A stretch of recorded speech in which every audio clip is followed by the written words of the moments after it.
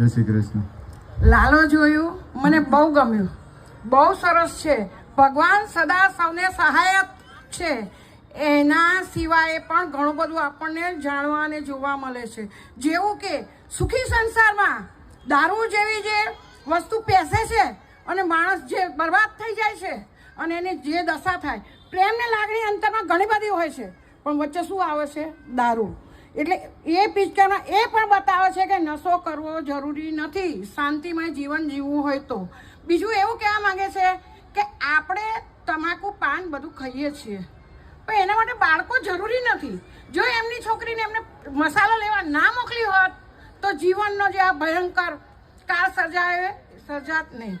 ભગવાન સદા સૌને સહાય કરે જ છે, પણ આપણે પણ મનથી વિચારવું પડે કે આપણે શું કરવું છે, ક્યાં જવું છે.